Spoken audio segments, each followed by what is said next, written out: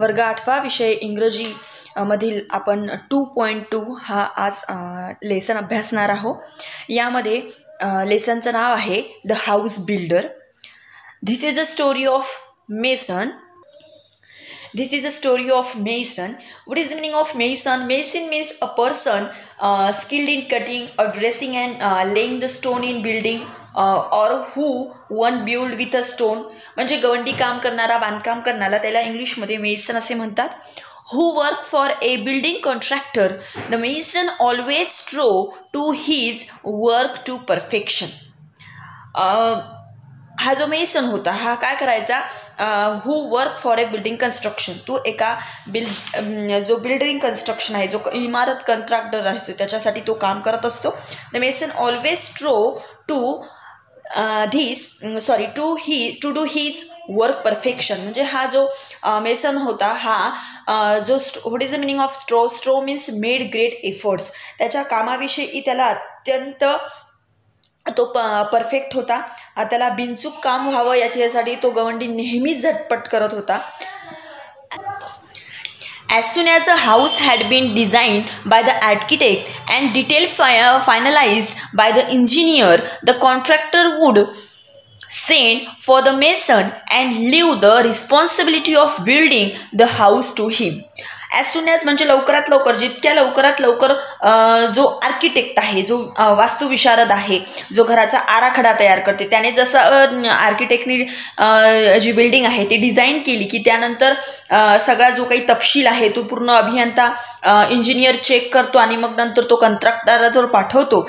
आणि जसा कंत्राटदाराजवळ हे येतं तर मग कंत्राटदार काय करतो की ह्या गवंडीजवळ ते काम सोपवून मोकळा होऊन जातो. तर पहा, the mason would then without wasting any time start his work.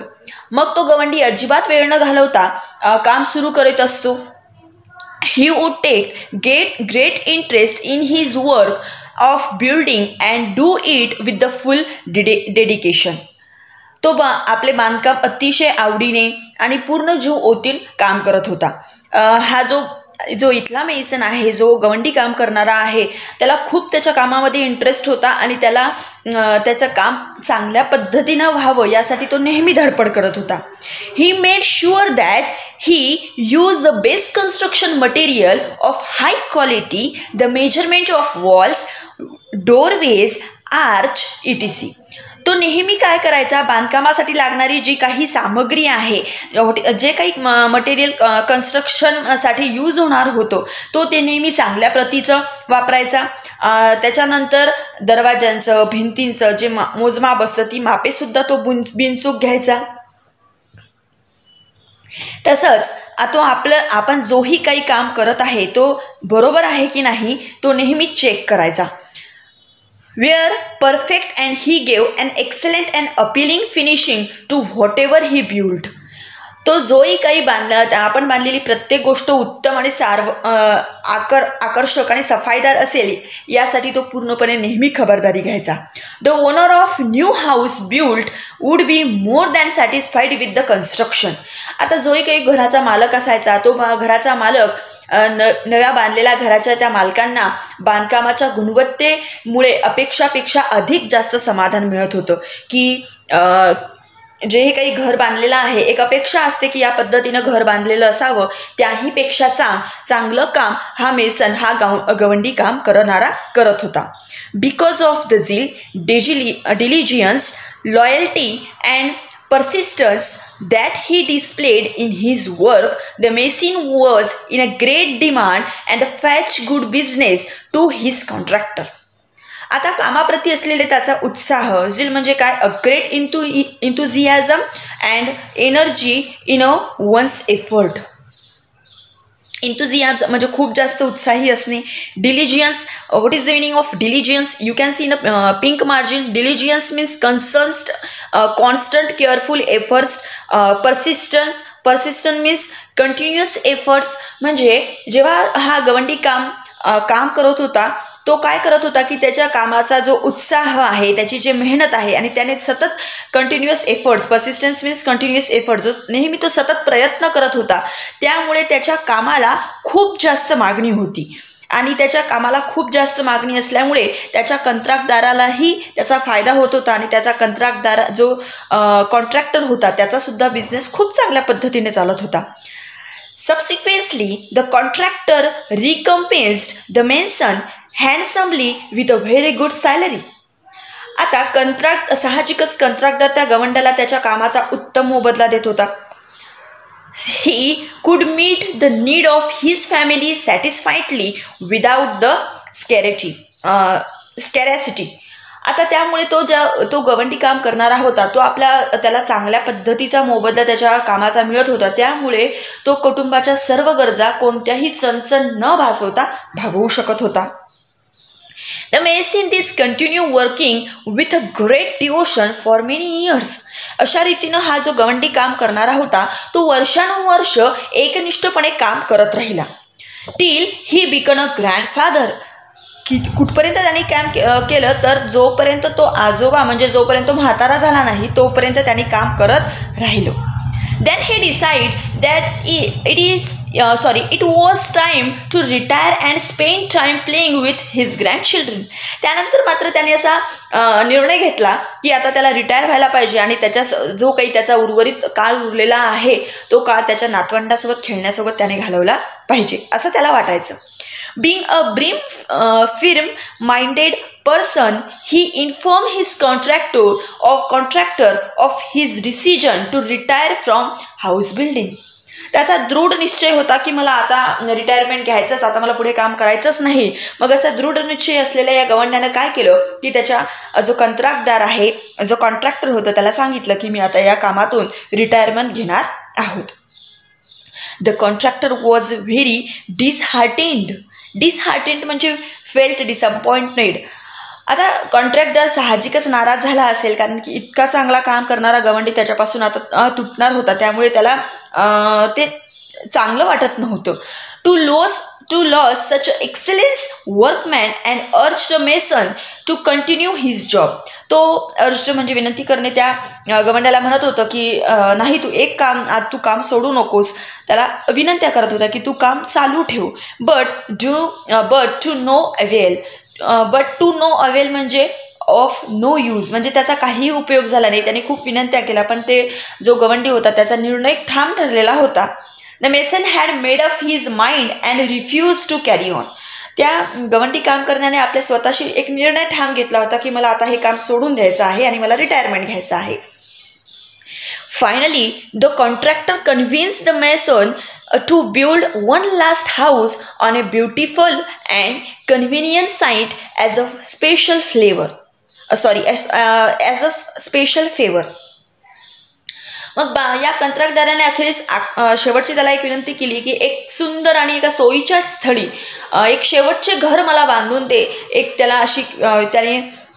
त्याला एक कन्व्हिन्स केलं की तू एक काम माझं कर की खूप छान जागा आहे आणि खूप सुंदर घर बांधायचं आहे, एक खूप सोयीचं ठिकाण आहे जिथून सगळं काही जवळ आहे, अशा ठिकाणी तू मला एक शेवटचं घर बांधून दे.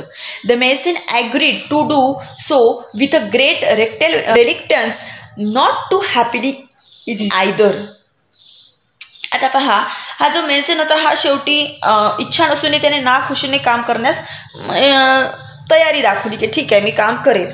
The construction started. बांधकाम सुरू झालं. It was mostly beautiful design house to build at a sought after location.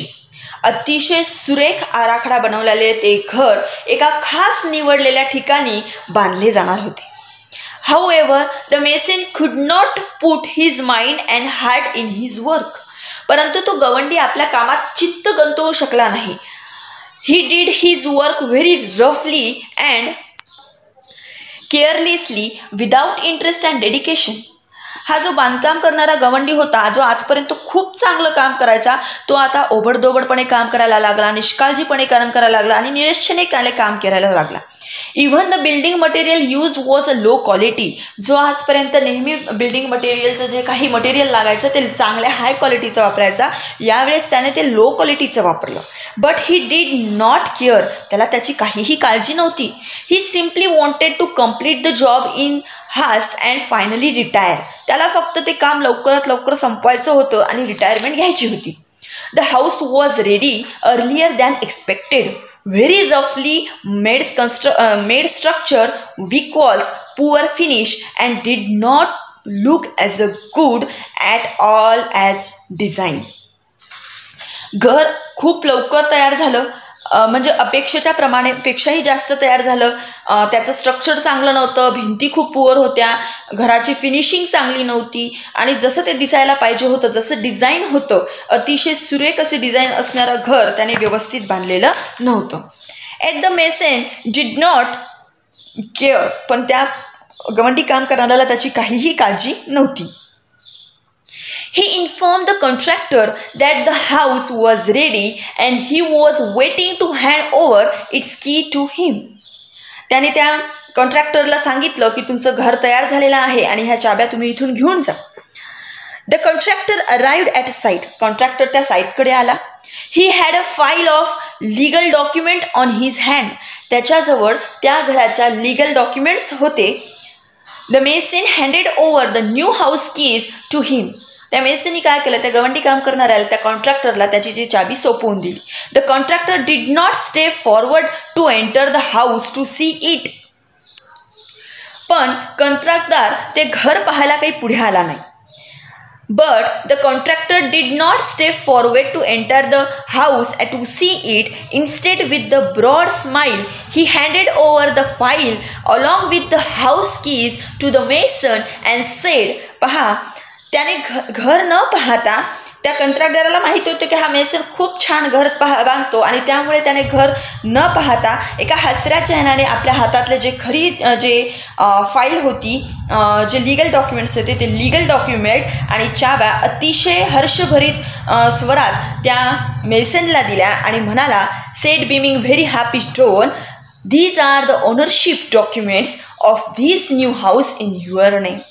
हे जे नवं घर आहे हे तुझ्या नावावर करणारी ही कागदपत्र आहेत. द हाऊस इज युअर्स, हे घर तुझं आहे. I had plan it as a gift for you, हे मी तुला भेट म्हणून देण्याचे योजले आहे. कारण की इतक्या वर्ष झाले होते, कंत्राटदाराशी खूप प्रामाणिक इतक्या वर्षाचं काम करणारा हा जो मेसन होता, अतिशय उत्कृष्ट घर बांधणारा, त्यांनी रिटायरमेंट घ्यायचं ठरवलं. कंत्राटदाराला नक्कीच खूप दुःख झालं होतं, पण मात्र प्रत्येकाला निवृत्त होण्याचा स्वतःची इच्छा असते आणि त्यामुळे कंत्राटदाराने असं ठरवलं की इतक्या प्रामाणिक आणि इतके उत्कृष्ट गवंडी काम करणाऱ्याला त्याला आपण छानसं गिफ्ट द्यावं. आणि त्याने ठरवलं की सगळ्या सोयी उपयुक्त असणारं घर आपण त्याला द्यावं आणि त्यामुळे त्यांनी खूप छान डिझाईन असणारं त्याला घर गिफ्टेड केलं. पण मात्र तुम्ही इथे एक गोष्ट शिकू शकता की गवंडी काम करणाऱ्याने पहिल्या कामापासून तर त्याच्या शेवटच्या कामापर्यंत खूप मन लावून काम केलं, पण जेव्हा कंत्राटदाराने त्याला सांगितलं अगदी शेवटचं काम कर, तेव्हा त्याची इच्छा नसताना त्यांनी काम केलं. म्हणजे आपण यावरून लेसन घेऊ शकतो की इच्छा नसताना जर आपण काम करू तर ते नक्कीच चांगलं आपण करू शकत नाही आणि इथे गवंडीदारासोबत तेच झालेलं आहे. तर तुम्ही सुद्धा विद्यार्थी मित्रांनो कोणतेही काम करताना अतिशय आवडीने काम करा, इच्छेने काम करा, म्हणजे ते काम पूर्णत्वास जाईल आणि कधी आपल्याला सुद्धा कुणीतरी असं गिफ्ट देईल सांगता येणार नाही.